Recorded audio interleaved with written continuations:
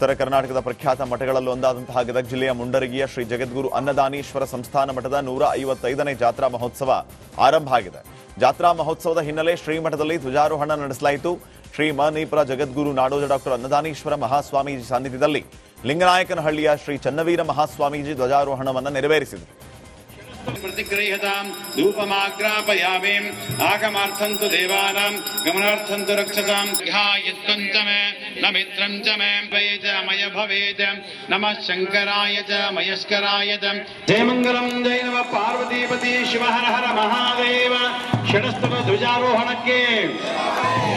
ध्वजारोहणಕ್ಕೆ ಮಾನವ ಧರ್ಮಕ್ಕೆ ಜಗದ್ಗುರು ವಿವಿಧ ಬೇಡಿಕೆ ಈಡೇರಿಕೆಗೆ ಆಗ್ರಹಿಸಿ ಶಿವಮೊಗ್ಗದಲ್ಲಿ ಕರ್ನಾಟಕ ರಾಜ್ಯ ಸರ್ಕಾರಿ ಹಾಸ್ಟೆಲ್ ಮತ್ತು ವಸತಿ ಶಾಲಾ ಹೊರಗುತ್ತಿಗೆ ನೌಕರರ ಸಂಘದಿಂದ ಪ್ರತಿಭಟನೆ ನಡೆಸಲಾಯಿತು. ಸೇವಾ ಭದ್ರತೆ, ನೇರ ವೇತನ ಪಾವತಿ ಸೇರಿ ಮಾಸಿಕ ಕನಿಷ್ಠ 31,000 ರೂಪಾಯಿ ನೀಡುವಂತೆ ಆಗ್ರಹಿಸಲಾಯಿತು. ಜನರ ಮನಸ್ಸಿನಲ್ಲಿ ಕಾಫಿ ಡೇ ಮಾಲೀಕ ಸಿದ್ಧಾರ್ಥ ಹೆಡೆ ಅಜರಾಮರ ಆಗಿದ್ದಾರೆ. ಚಿಕ್ಕಮಗಳೂರು ಜಿಲ್ಲೆಯ ಕಳಸಾ ತಾಲೂಕಿನ ಅಣ್ಣ ತಂಗಿ ಕೈಯಲ್ಲಿ ಕಾಫಿ ಹಣ್ಣಿನಿಂದ ವಿಶೇಷ ಕಲಾಕೃತಿ ಹರಡಿದೆ. ವಿನಯ್ ಹಾಗೂ ವೀಣಾ ಸಿದ್ಧಾರ್ಥ ಭಾವಚಿತ್ರ ಬರೆದು ನಮನ ಸಲ್ಲಿಸಿದ್ದಾರೆ.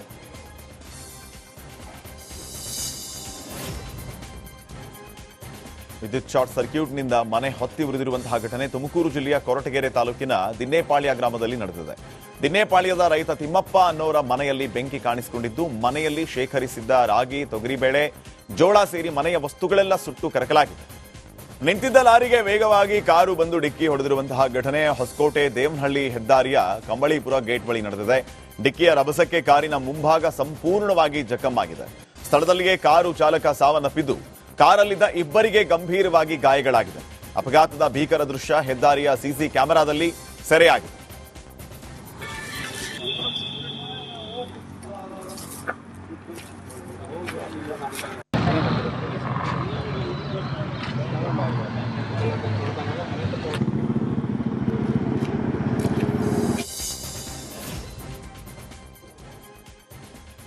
ಬಿಎಂಟಿಸಿ, ಕೆಎಸ್ಆರ್ಟಿಸಿ ಬಸ್ ಪ್ರಯಾಣ ದರ ಏರಿಕೆಯಾಗಿದ್ದು ಆಯಿತು. ಇದೀಗ ರಾಜ್ಯದ ಜನರಿಗೆ ಮತ್ತೊಂದು ಬೆಲೆ ಏರಿಕೆ ಬಿಸಿ ತಟ್ಟಿದೆ.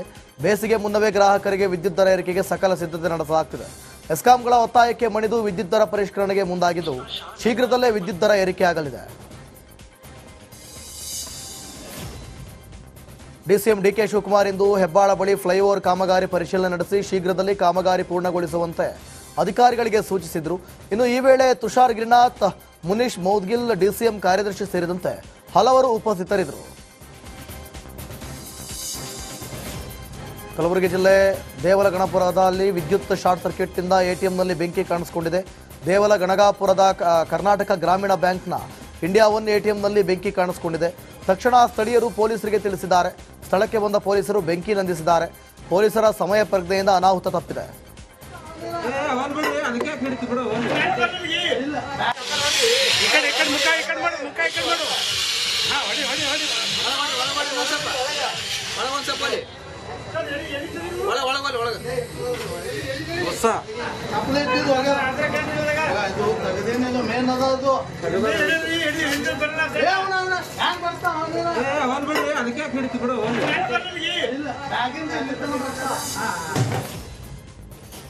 ಹಿರಿಯ ನಟಿ ಜಯಮಾಲ ಮಗಳು ಸೌಂದರ್ಯ ಜಯಮಾಲ ಮದುವೆ ಇದೇ 7 ಮತ್ತು 8ರಂದು ನಡೆಯಲಿದೆ. ಈಗಾಗಲೇ ಜಯಮಾಲ ಮನೆಯಲ್ಲಿ ಮದುವೆ ಶಾಸ್ತ್ರಗಳು ಶುರುವಾಗಿದ್ದು, ಇಂದು ಅದ್ದೂರಿಯಾಗಿ ಹಳದಿ ಶಾಸ್ತ್ರ ನಡೆಸಲಾಯಿತು. ಲಲಿತ್ ಅಶೋಕ್ ಹೋಟೆಲ್ನಲ್ಲಿ ನಡೆದಂತಹ ಹಳದಿ ಶಾಸ್ತ್ರದಲ್ಲಿ ಸುಧಾರಾಣಿ, ಶ್ರುತಿ, ಮಾಳವಿಕಾ ಸೇರಿದಂತೆ ಹಲವು ನಟಿಯರು ಭಾಗಿಯಾಗಿದ್ದರು.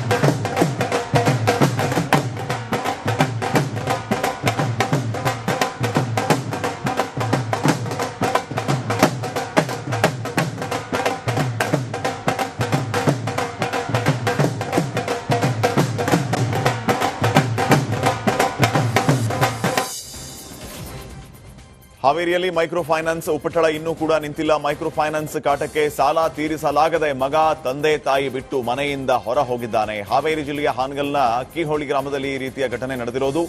ಬೆಳಿಗ್ಗೆ ಬಂದು ಮನೆಯಲ್ಲಿ ಕುಳಿತ ಫೈನಾನ್ಸ್ ಸಿಬ್ಬಂದಿ ಕಿರುಕುಳವನ್ನು ನೀಡಿದ್ದಾರೆ. ಅಣ್ಣಪ್ಪ ಮಲಗುಂದ ಅನ್ನೋರಿಗೆ ಟಾರ್ಚರ್ ನೀಡಿದ್ದು ಮುಂದಿನ ಬಾರಿ ಕಟ್ತೀವಿ ಅಂತ ಹೇಳಿದ್ರು ಕೂಡ ಫೈನಾನ್ಸ್ ಸಿಬ್ಬಂದಿ ಎದ್ದು ಹೋಗಿಲ್ಲ. ಏನಿಲ್ರಿ ಕಟ್ಟ್ಯಾರ್ರಿ ಜನರಲ್ಲಿ ಮಾತಾಡನ್ರಿ.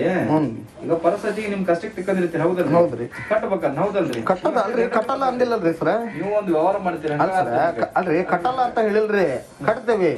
ಕಟ್ಟಲ್ಲ ಅಂತಂದ್ ಯಾರು ಹೇಳ್ಯಾರ? ಮಂಗಳಾರಿ ಕಟ್ಟದ ಹೌದ ಅಲ್ರಿ ಸರ್, ಕಟ್ಟಲ್ಲ ಅಂತಂದ್ ಯಾರು ಹೇಳ್ಯಾರ? ಈಗ ಕೆಲ್ಸದ ಒತ್ತಡ ಬಾಳ ಕಮ್ಮಿ ಅದಾವ ಸರ್. ಕೆಲ್ಸ ಇದ್ವು ಅಂದ್ರ ಎಲ್ಲರೂ ಕೆಲಸ ಮಾಡಿ ಕಟ್ತಿದ್ರ. ಈಗ ಸಂತಿ ಮಾಡಾಕ ರೊಕ್ಕ ಇಲ್ದಂಗ ಆಗೈತಿ. ಸಂಘ ಕಟ್ಟಕ್ ಇಲ್ಲಿಂದ ಬರ್ತಾವ್ರಿ ಎಲ್ಲ. ಬಂದಿಲ್ಲ ಅದು ಮೆಸೇಜ್. ನಿನ್ನೆ ಹೇಳಿವ್ರಿ, ನಿನ್ನೆನೂ ಹೇಳೈತಿ, ಮತ್ತೆ ಇವತ್ತು ಬಂದಿರಿ, ಮೊನ್ನೆನೂ ಹೇಳೈತಿ. ಮೈಕ್ರೋ ಫೈನಾನ್ಸ್ ವಿಚಾರವಾಗಿ ಹುಬ್ಬಳ್ಳಿಯಲ್ಲಿ ಸಂಸದ ಜಗದೀಶ್ ಶೆಟ್ಟರ್ ಹೇಳಿಕೆ ನೀಡಿದ್ದಾರೆ. 10 ಸುಗ್ರೀವಾಜ್ಞೆ ಜಾರಿಗೆ ತಂದರೂ ಫೈನಾನ್ಸ್ ಕಿರುಕುಳ ತಪ್ಪಿಸೋಕೆ ಆಗಲ್ಲ. ಮೈಕ್ರೋ ಫೈನಾನ್ಸ್ ಕಿರುಕುಳ ವಿಚಾರದಲ್ಲಿ ರಾಜ್ಯ ಸರ್ಕಾರ ದಿವ್ಯ ನಿರ್ಲಕ್ಷ್ಯ ತೋರ್ತಾ ಇದೆ. ಸರ್ಕಾರ ಕಾನೂನು ಮಾಡೋದ್ರಿಂದ ಮೈಕ್ರೋ ಫೈನಾನ್ಸ್ ಮೇಲೆ ನಿಗಾ ಮಾಡಲು ಆಗಲ್ಲ. ಬಡ ಮಧ್ಯಮ ವರ್ಗದವರಿಗೆ ಸುಲಭವಾಗಿ ಸಾಲ ಸಿಗುವ ವ್ಯವಸ್ಥೆ ಮಾಡಬೇಕು. ರಾಜ್ಯ ಮತ್ತು ಕೇಂದ್ರ ಸರ್ಕಾರಗಳ ವಿವಿಧ ಯೋಜನೆಗಳನ್ನು ಪರಿಣಾಮಕಾರಿಯಾಗಿ ಜಾರಿಗೆ ತರಬೇಕು ಎಂದು ಸಲಹೆ ನೀಡಿದರು. ನಾನು ಹೇಳುವಂಥದ್ದು, ನಾನು ಹಿಂದಿನೂ ಹೇಳಿದ್ದೇನೆ, ಮೈಕ್ರೋ ಫೈನಾನ್ಸ್ ಕಾನೂನು ಮತ್ತೊಂದು ರಿಸ್ಟ್ರಿಕ್ಷನ್ ಮಾಡೋದ್ರಿಂದ ಮೈಕ್ರೋ ಫೈನಾನ್ಸ್ ಮೇಲೆ ನಿಗಾ ಮಾಡಲಿಕ್ಕೆ ಆಗೋದಿಲ್ಲ. ನೀವು ಆಲ್ಟರ್ನೇಟಿವ್ ಯಾರಿಗೆ ಬಡ ಜನರಿಗೆ, ಮಿಡಲ್ ಕ್ಲಾಸ್ ಪೀಪಲ್ಲು ಏನೊಂದು ಸಣ್ಣ ಪುಟ್ಟ ಉದ್ಯೋಗ ಮಾಡ್ತಿರ್ತಾರೆ, ಅವ್ರಿಗೆ ಸಾಲದ ವ್ಯವಸ್ಥೆ ಮಾಡುವಂಥ ಕೆಲಸ ಮಾಡಿ. ಈಸಿ ಲೋನ್ ಅವೈಲಬಿಲಿಟಿ ಅದು ರಾಜ್ಯ ಮತ್ತು ಕೇಂದ್ರದ ವಿವಿಧ ಯೋಜನೆ ಇದಾವಲ್ಲ, ಅದನ್ನ ಹಾನೆಸ್ಟಾಗಿ ಇಂಪ್ಲಿಮೆಂಟ್ ಮಾಡಿರಿ. ಕಡಿಮೆ ಬಡ್ಡಿ ದರದಲ್ಲಿ ಸಾಲ ಕೊಡ್ರಿ ರೈತರಿಗೆ. ಇವತ್ತು ಜೀರೋ ಬಡ್ಡಿ ದರ. ಕಲಬುರಗಿಯಲ್ಲಿ ಮಾರಕಾಸ್ತ್ರಗಳನ್ನು ಹಿಡಿದು ರೀಲ್ಸ್ ಮಾಡ್ತಾ ಇದ್ದ 5 ಜನ ಯುವಕರನ್ನ ಪೊಲೀಸರು ಬಂಧಿಸಿದ್ದಾರೆ. ಕಲಬುರಗಿ ನಗರದ ವಿಶ್ವವಿದ್ಯಾಲಯ ಠಾಣೆ ಪೊಲೀಸರು ಈ ಕಾರ್ಯಾಚರಣೆಯನ್ನು ನಡೆಸಿದ್ದು ಗುಲಾಂ ನಬಿ ಅಲಿಯಾಸ್ ಬಿಲಾಲ್, ಮೊಹಮ್ಮದ್ ಪರ್ವೇಜ್, ಅಸ್ಲಂ ಪಟೇಲ್, ಖದೀರ್ ಯೂಸುಫ್, ಶೇಖ್ ಸಾಹೇಬ್ ಸೇರಿದಂತೆ 5ರನ್ನ ಅರೆಸ್ಟ್ ಮಾಡಲಾಗಿದೆ. ಪಿಸ್ತೂಲ್, ತಲ್ವಾರ್ ಹಿಡಿದು ರೀಲ್ಸ್ ಮಾಡಿ ಸೋಷಿಯಲ್ ಮೀಡಿಯಾದಲ್ಲಿ ಆರೋಪಿಗಳು ಹರಿಬಿಡ್ತಾ ಇದ್ರು. ಬಂಧಿತರಿಂದ ಪಿಸ್ತೂಲ್, ತಲ್ವಾರ್, ಚಾಕು ಸೇರಿದಂತೆ ಇನ್ನಿತರ ವಸ್ತುಗಳನ್ನು ಜಪ್ತಿ ಮಾಡಿಕೊಳ್ಳಲಾಗಿದೆ. ಚಿಕ್ಕಮಗಳೂರಿನಲ್ಲಿ 73 ವರ್ಷದ ವೃದ್ಧ ರಮೇಶ್ ಭಟ್ ಹಾಗೂ 68 ವರ್ಷದ ವೃದ್ಧೆ ವಾಣಿ ಎಂಬುವರ ಮೇಲೆ ಕಾಂಗ್ರೆಸ್ ಮುಖಂಡನೊಬ್ಬ ದಬ್ಬಾಳಿಕೆ ಮಾಡಿರುವ ಆರೋಪ ಕೇಳಿ ಬಂದಿದೆ.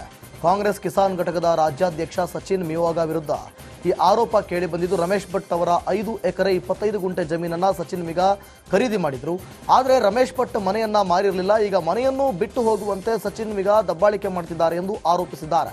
ಮನೆಯ ಬಾಗಿಲು, ಗೇಟ್ ಮುರಿದು ನೀರಿನ ಮೋಟಾರ್, ವಿದ್ಯುತ್ ಮೀಟರ್ ಬೋರ್ಡ್ ಕಿತ್ಕೊಂಡು ಹೋಗಿ ದರ್ಪ ಮೆರೆದಿರುವ ಆರೋಪ ಕೇಳಿ ಬಂದಿದೆ. 4-5 ದಿನದಿಂದ ಕತ್ಲಲೆ ವೃದ್ಧ ದಂಪತಿ ಕಾಲ ಕಳೆಯುವಂತಾಗಿದೆ. ಶಿರ್ಸಿಯ ಶಾಸಕ ಭೀಮಣ್ಣ ನಾಯಕ್ ಬಗ್ಗೆ ನಿಂದನೆ ಮಾಡಿದ ಬಿಜೆಪಿ ಮುಖಂಡನ ವಿರುದ್ಧ ಭೀಮಣ್ಣ ಬೆಂಬಲಿಗರು ಹಾಗೂ ಕಾಂಗ್ರೆಸ್ನ ಕಾರ್ಯಕರ್ತರು ಶಿರ್ಸಿಯಲ್ಲಿ ಆಕ್ರೋಶವನ್ನ ವ್ಯಕ್ತಪಡಿಸಿದ್ದಾರೆ. ಬಿಜೆಪಿ ಮುಖಂಡ ಅನಂತಮೂರ್ತಿ ಹೆಗಡೆ ವಿರುದ್ಧ ಶಿರ್ಸಿ ನಗರ ಠಾಣೆಯಲ್ಲಿ ದೂರು ದಾಖಲಿಸಿದ್ದಾರೆ.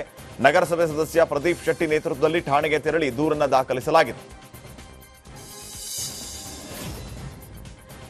ರೈತರು ರಸ್ತೆಯಲ್ಲಿ ಒಕ್ಕಣೆ ಮಾಡುವುದನ್ನು ವಿರೋಧಿಸಿ ಕೋಲಾರದಲ್ಲಿ ಪ್ರತಿಭಟನೆ ನಡೆಸಲಾಯಿತು. ಮುಳಬಾಗಿಲು ಲೋಕೋಪಯೋಗಿ ಇಲಾಖೆ ಎದುರು ರಾಜ್ಯ ರೈತ ಸಂಘ ಹಾಗೂ ಹಸಿರು ಸೇನೆ ಕಾರ್ಯಕರ್ತರು ಪ್ರತಿಭಟನೆ ನಡೆಸಿದರು. ಕಳೆದ 2 ದಿನಗಳ ಹಿಂದೆ ರಸ್ತೆಯಲ್ಲಿನ ಒಕ್ಕಣೆ ಮಾಡುತ್ತಿದ್ದ ವೇಳೆ ಕಾರೊಂದು ರಸ್ತೆಯಲ್ಲಿ ಸುಟ್ಟು ಭಸ್ಮವಾಗಿದೆ. ಈ ಕುರಿತು ರೈತರಿಗೆ ಜಾಗೃತಿ ಮೂಡಿಸಿ ರಸ್ತೆಯಲ್ಲಿ ಒಕ್ಕಣೆ ಮಾಡುವುದನ್ನು ತಡೆಯುವಂತೆ ಒತ್ತಾಯಿಸಿ ಪ್ರತಿಭಟಿಸಿದರು. ಈ ಬಗ್ಗೆ ಲೋಕೋಪಯೋಗಿ ಇಲಾಖೆ ಅಧಿಕಾರಿಗಳಿಗೆ ಮನವಿ ಮಾಡಿದರು. ರಾಷ್ಟ್ರೀಯ, ರಾಜ್ಯ ಹಾಗೂ ಗ್ರಾಮೀಣ ರಸ್ತೆಗಳಲ್ಲಿ ಇವತ್ತು ರಾಗಿ ಮತ್ತು ಹುರುಳಿಯನ್ನು ಒಕ್ಕಲುತನ ಮಾಡುವುದರಿಂದ ಆಗುವ ಅನಾಹುತಗಳ ಬಗ್ಗೆ ರೈತರಿಗೆ ಮನವರಿಕೆ ಮಾಡಿಕೊಳ್ಳುವಲ್ಲಿ ಸಂಬಂಧಪಟ್ಟ PWD ಇಲಾಖೆ ಇರ್ಬೋದು, ಪಂಚಾಯಿತಿ ಅಭಿವೃದ್ಧಿ ಇಲಾಖೆ ಇರ್ಬೋದು, ತಾಲೂಕು ಆಡಳಿತ ಸಂಪೂರ್ಣವಾಗಿ ವಿಫಲವಾಗಿ ವಾಹನ ಸವಾರರ ಜೊತೆ ಅವರು ಚೆಲ್ಲಾಟವಾಡುತ್ತಿರೋಕ್ಕೆ ಉದಾಹರಣೆ ಅಂದರೆ 3 ದಿನಗಳ ಹಿಂದೆ ಈ ಒಂದು ಸರಗಳತನಕ್ಕೆ ಯತ್ನಿಸಿದ ಕಳ್ಳರ ವಿರುದ್ಧ ದಿಟ್ಟತನದಿಂದ ರೈತ ಮಹಿಳೆಯರು ಹೋರಾಡಿದ್ದಾರೆ. 2 ಕಳ್ಳರ ಪೈಕಿ ಓರ್ವನನ್ನ ಹಿಡಿದು ಪೊಲೀಸರಿಗೆ ವೀರ ಮಹಿಳೆಯರು ಒಪ್ಪಿಸಿದ್ದಾರೆ. ಚನ್ನಗಿರಿ ತಾಲೂಕಿನ ಚಿಕ್ಕಬೆನ್ನೂರು ಗ್ರಾಮದಲ್ಲಿ ಈ ಘಟನೆ ನಡೆದಿದೆ. ರತ್ನಮ್ಮ, ಗೌರಮ್ಮ, ಶಾಂತಮ್ಮ ಸಹೋದರಿಯರು ಸಂಜೆ ಕೆಲಸ ಮುಗಿಸಿ ಮನೆಗೆ ತೆರಳುವಾಗ ಕಳ್ಳರು ಸರಗಳ್ಳತನಕ್ಕೆ ಯತ್ನಿಸಿದ್ದಾರೆ. ಈ ವೇಳೆ ಕಳ್ಳರಿಗೆ ಮಹಿಳೆಯರು ತಕ್ಕ ಪಾಠವನ್ನ ಕಲಿಸಿದ್ದಾರೆ.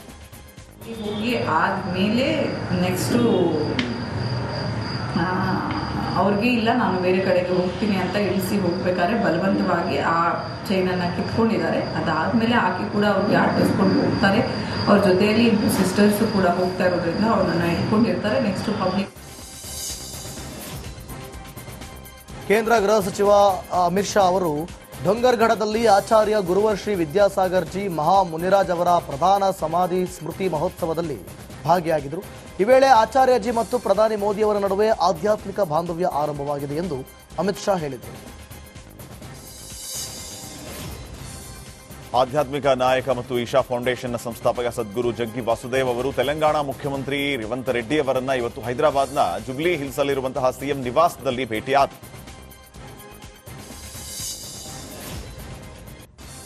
ಉತ್ತರಾಖಂಡ್ ಮುಖ್ಯಮಂತ್ರಿ ಪುಷ್ಕರ್ ಸಿಂಗ್ ಧಾಮಿ ಅವರು ಉಧಮ್ ಸಿಂಗ್ ನಗರದ ರುದ್ರಪುರದಲ್ಲಿ 38ನೇ ರಾಷ್ಟ್ರೀಯ ಕ್ರೀಡಾಕೂಟ 2025ರ ಅಡಿಯಲ್ಲಿ ಸೈಕ್ಲಿಂಗ್ ಸ್ಪರ್ಧೆಯಲ್ಲಿ ಸೈಕಲ್ ಸವಾರಿ ಮಾಡಿದರು.